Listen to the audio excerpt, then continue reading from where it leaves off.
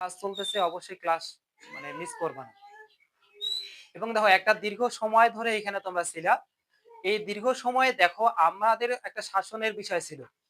ঠিক আছে? আমাদের এখানে শাসন বা অন্যান্য বিষয়গুলো তোমরা যারা এখানে ভর্তি হয়েছিলা, ভর্তির শুরু থেকেই কিন্তু আমরা একটা কথা বলি যে আমরা শুধু আমাদের এই কোচিং এ হয়তো ছাত্রের সংখ্যা বা শিক্ষার্থীর সংখ্যা অনেক বেশি না। আমাদের আমাদের হচ্ছে মানসিকতা এরকম যে আমরা এমন জিনিস চাই যে শুধু টাকার দিকে না। যেহেতু এগুলো কোচিং সেন্টার বা এই ধরনের এখানে টাকার একটা প্রশ্ন আসে। পার্সোনালি যেহেতু পড়া হয়, তো আমাদের কিন্তু আমরা শুরু থেকেই বলি যে আমাদের শুধু টাকার প্রয়োজন না, আমাদের স্টুডেন্টটাকেও অ্যাক্টিভ হতে হবে এবং গার্ডিয়ানকেও অ্যাক্টিভ হতে হবে। তাও একজন শিক্ষার্থী সবারই ব্রেন মেধা কিন্তু একই রকম না। আল্লাহ সবাইকে মেধা দিয়েছে কিন্তু সবারই হয়তো ওইভাবে একসাথে কাজ করে না। একজনকারকে হয়তো একটা অঙ্ক একবার বুঝাই দিলে হয়, আবার একজনকাকে হয়তোবা একাধিকবার বুঝাই দিতে হয়। কিন্তু চেষ্টা থাকতে হয়, মানুষের চেষ্টা। চেষ্টা যদি না থাকে তাহলে কিন্তু সম্ভব হয় না। তো আগে যেরকম আমরা বলছিলাম যে আমাদেরকে অ্যাক্টিভ স্টুডেন্ট প্রয়োজন, এই কয়েকটা দিন তোমাদের আছে, এই কয়েকটা দিনেও যাতে ওই ধারাবাহিকতাটা তোমাদের বজায় থাকে। শেষ পর্যায়ে এসে আর এলোমেলো করিও না। আর হচ্ছে বাড়িতে আমাদের কিন্তু রুটিন কিন্তু একটা দেওয়া হয়েছে। রুটিনটা হয়তো তোমাদের আমরা দেখেছি অনেকের হচ্ছে টেবিলের সামনে লাগানো আছে। ওই রুটিনটা হয়তো ফলো করছো এবং আগামীতেও পরীক্ষা পর্যন্ত অবশ্যই ওই রুটিনটা ফলো করো। কারণ ওই রুটিনটা যে আমরা করেছি, ওই রুটিনটা কিন্তু অনেক ধরনের চিন্তা ভাবনা অনেক কিছু করেই কিন্তু রুটিনটা করা হয়েছে। যাতে ভালো কিছু হয়, যে ওই রুটিনটা অনুসরণ করে যাতে ভালো কিছু হয়। এবং ওই রুটিনটা দেওয়ার আগে কিন্তু আমরা কিছুদিন সময় নিয়েছিলাম। এই সময়টা নেওয়ার কারণ হচ্ছে এটা ভালোভাবে বুঝে শুনে সুন্দরভাবে সাজিয়ে কিন্তু তোমাদের বাড়ির পড়ার যে রুটিনটা ছিল সেই রুটিনটা দেওয়া হয়েছে। কিন্তু আমরা কোচিং এ এত কথা বলি, আজকে এত কথা বলি, রুটিন দেই। এরপরেও যদি তুমি নিজে সচেতন না হও তাহলে কিন্তু সম্ভব না। আমি আমি এখানে যতই বক্তব্য দেই, স্যারেরা যতই বক্তব্য দেক, বাড়িতে যতই তোমাকে বোঝানো হোক, কিন্তু তুমি যদি নিজে জাগ্রত না হও তাহলে তোমার কিন্তু ঘুম ভাঙানো পসিবল না, সম্ভব না। ঠিক আছে? সো এখনো এখনো সময় আছে। এখনো প্রায় ১ মাসের মতো সময় আছে। পরীক্ষার পরে রেজাল্ট হওয়ার পরে কিন্তু আর কান্নাকাটি করে কোনো লাভ হবে না। তখন যদি মনে করো আমার রেজাল্টটা আরেকটু করলে ভালো হইতো, এটা হইতো, এটা হইতো। তাহলে কিন্তু তখন আর কিন্তু ওই ধরনের উপায় থাকে না। উপায় থাকলে হয়তো আবার পরীক্ষা দিতে হয় বা অনেক ধরনের অনেক কিছু করতে হয়। সো আমাদেরকে ওইভাবেই প্রিপারেশন নিতে হবে যে যাতে করে আমাদের ভালো কিছুই হয়। এবং আমি যে একটা কথা প্রায় সময় বলি যে কোনো পরীক্ষা দিতে গিয়ে যদি দেখা যায় কোনো পরীক্ষা একটু একটু তুলনামূলকভাবে খারাপ হয়ে গেছে বাই চান্স, তাহলে সেক্ষেত্রে ওটা নিয়ে অতিরিক্ত ভাবার কোনো প্রয়োজন নাই। যদিও একটু কষ্ট লাগবে, খারাপ লাগে, কারণ অতিরিক্ত ভাবতে গেলে তোমার পরের পরীক্ষাটাতে কিন্তু একটা প্রভাব পড়বে। সো তোমরা কন্টিনিউয়াসলি তোমাদের ধারাবাহিকতাটা তোমরা অবশ্যই কি রাখবা, বজায় রেখে চলবা। ঠিক আছে? আর হচ্ছে আমি বক্তব্য দীর্ঘায়িত যদিও কয়েক মিনিট হয়তো হয়ে গেছে, আমি শেষ শেষ পর্যায়ে যাচ্ছি ইনশাআল্লাহ। তো হচ্ছে তোমাদের সাথে হয়তোবা আজকের পরে আর আমার কোচিং এ দেখা হওয়ার সম্ভাবনা খুব একটা নাই। তো তোমরা অবশ্যই ভালো থাকবা, ভালোভাবে পড়বা। এরপরে যে আমার যে ইংরেজির বিষয়টা ছিল, এখন তো স্যার ইংরেজি নেন, স্যারকে বলবা এবং প্রয়োজনের খাতিরে আমার যদি প্রয়োজন হয়, আশা করি প্রয়োজন হবে না। প্রয়োজন যদি হয় তাহলে আমার সাথে যোগাযোগ করবা, ইনশাআল্লাহ বলব। এবং আমি যেহেতু নাই, স্যার যেহেতু ইংরেজি ক্লাস নিচ্ছেন, তো স্যারকে যে বিষয়গুলো এখনো তোমাদের সমস্যা আছে সেইগুলা সমাধান করে নিবা। এবং শুধু ইংরেজি না, অঙ্ক এবং বাংলা অন্যান্য যে বিষয়গুলো আছে, যার যে অধ্যায়গুলোতে এখনো সমস্যা, স্যারদেরকে বলবা। কারণ তোমরা যদি না বলো, তোমরা যদি সবাই বলো যে আমরা বুঝছি, আবার পরীক্ষাতে গিয়ে যদি খারাপ করো তাহলে কিন্তু কেমন দেখাবে। সো এই বিষয়গুলো ক্লিয়ার করবা। এবং দেখো তোমাদেরকে অবশ্যই দেখো শুধু পরীক্ষায় এ প্লাস পাইলেই কিন্তু হয় না, ভালো রেজাল্ট করলেই হয় না, মানুষের মতো মানুষ হতে হবে। ঠিক আছে? পৃথিবীতে মানুষ, আমরা কিন্তু মানুষ আছি, তারপরে কেন বলা হয় মানুষ, মানুষ হওয়া? কারণ মানুষের মধ্যে একটা মনুষ্যত্ব বলে একটা কথা আছে। মনুষ্যত্বটা নিজেদের মধ্যে আমাদেরকে জাগ্রত করতে হবে। এবং তোমাদের এই যে এজটা আছে, ঠিক আছে, এটাকে বলা হয় গোল্ডেন পিরিয়ড অফ লাইফ, জীবনের একটা সোনালী ঋতু, সোনালী সময় এটাকে বলা হয়। এই সময়টাকে যদি তুমি অবহেলা করো, ভুল পথে পরিচালনা করো, তাহলে একদিন কিন্তু তোমাকে এমন একটা সমস্যার সম্মুখীন হবা যে ওই সময় আর হয়তো কোন দিকে যাবা, কি করবা, ওই জিনিসটা কিন্তু খুঁজে পাওয়া তোমার জন্য খুবই কঠিন হয়ে যাবে। ওই জন্য তোমরা সবসময় ভালোভাবে চলাফেরা করো। এবং আল্লাহর রহম আমাদের এখানে আমরা দেখছিলাম যে এখানে এসে তোমাদেরকে নামাজের সময় আমরা দিতাম, তোমরা নামাজ পড়তাম। সো নামাজ কালাম এভরিথিং যা কিছু আছে এবং ধর্মীয় যত বিষয় আছে সেই বিষয়গুলো তোমরা অবশ্যই অবশ্যই অনুসরণ করে চলার চেষ্টা করো। এবং হচ্ছে আমাদের সমাজে বা বাড়িতে হচ্ছে বড়রা থাকে, বড়দেরকে কি করতে হয়? সম্মান বা শ্রদ্ধা করতে হয়, ছোটদের স্নেহ করতে হয়।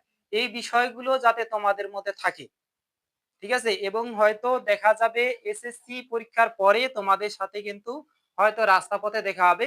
কিন্তু এখন যেমন কন্টিনিউয়াসলি একটা নিয়ম ছিল, ১০ টায় বলো বা ৪ টায় বলো বা ৫ টায় বলো, একটা সময় ছিল তোমরা কোচিং আসতা। এরপরে কিন্তু আর হবে না। একটা স্মৃতি, এগুলা একটা কিন্তু স্মৃতি হয়ে থাকবে। হয়তো রাস্তার পথে কোনদিন দেখা হবে, কোথাও হবে, আর অন্য কিছু কিন্তু এইভাবে আর কিন্তু সম্ভব হবে না। তো আমরা চাই যাতে তোমরা একটা ভালো কিছু ফলাফল করো এবং তোমাদের গল্পগুলো যাতে আমরা অন্যের কাছে বলতে পারি যে আমাদের ওই ধরনের স্টুডেন্ট ছিল, তারা এরকম ভদ্র, তারা এরকম স্টুডেন্ট, ভালো স্টুডেন্ট ছিল। এই ধরনের গল্পগুলো যাতে বলতে পারি। একজন শিক্ষকের জন্য কিন্তু এই বিষয়টাই হচ্ছে সবচেয়ে ভালো লাগার। ঠিক আছে? তোমরা ভালো একটা পজিশনে গেলে আমাদের কি হবে? আমরা হয়তো আমাদের ভালো লাগবে এইটাই যে সে একসময় আমাদেরই ছাত্র ছিল, আমাদেরই ছাত্রী ছিল। সে আজকে একটা কি? একটা ভালো পজিশনে আছে। এইটাই আমাদের কিন্তু একটা ভালো লাগা হবে। এবং তোমাদের ভালো ফলাফল যে হবে, ভালো ফলাফল বা ভালো পজিশনে গেলে শুধু আমাদের ভালো লাগা না।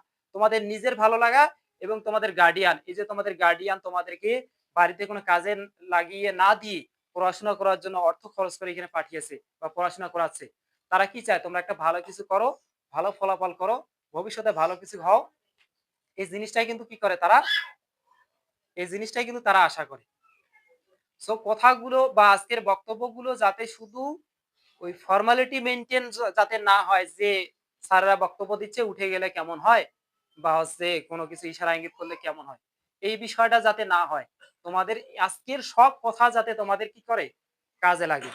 সো আমাদের পক্ষ থেকে তোমাদের জন্য অবশ্যই দোয়া থাকবে। তোমরা ভালোভাবে পড়ো, ভালো মানুষ হও, ভালো থাকো, নিরাপদ থাকো। এবং দেখো দেশ বা বিশ্বের পরিস্থিতি তোমরা অনেকেই অনেক কিছু জানো। চলাফেরার ক্ষেত্রেও কোনো জায়গায় যাওয়ার ক্ষেত্রেও অবশ্যই তোমরা সাবধানতা অবলম্বন করবে। ঠিক আছে? ওই অনেক সময় দেখা যায় অন্তরঙ্গ বন্ধু, অন্তরের বন্ধুও কিন্তু তোমার কি ক্ষতি করে দেওয়ার হয়তো চেষ্টা করবে, বা এমন এক বিপদে গিয়ে হয়তো সে ফেলাবে না, বা কোনো একটা বিপদে পড়ছো, তোমার সেই বন্ধু তোমাকে রেখে পলায়ন করবে, পালিয়ে যাবে। সো অবশ্যই তোমরা বড় হইছো, তোমাদেরকে সব বিষয় হয়তো বিস্তারিত বলারও প্রয়োজন নয়।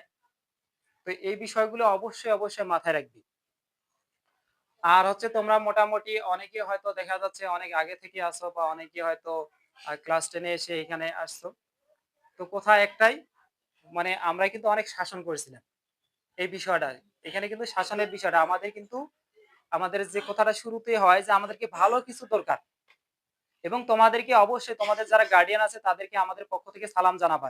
এবং তোমাদের এই বিশেষ করে তোমাদের এসএসসি ব্যাচের গার্ডিয়ানদেরকে আমরা আল্লাহর রহম মোটামুটি অ্যাক্টিভ পেয়েছি। অধিকাংশকে অ্যাক্টিভ পেয়েছি এবং অধিকাংশকে আমি দেখেছি যে তারা সরাসরি আসতে পারুক বা না পারুক, ফোনে পারুক বা যেকোনো ভাবে পারুক, অনেকে তারা কিন্তু তোমাদের খবর নিত। কেমন পারতেছে, কি অবস্থা, কি ধরনের কি অবস্থা, এই খবরগুলা নিত। আমরা কিন্তু চাচ্ছিলাম বা আমরা চাই এই ধরনের হোক। ছাত্র অ্যাক্টিভ হোক এবং তার গার্ডিয়ানও কি হোক? অ্যাক্টিভ হোক।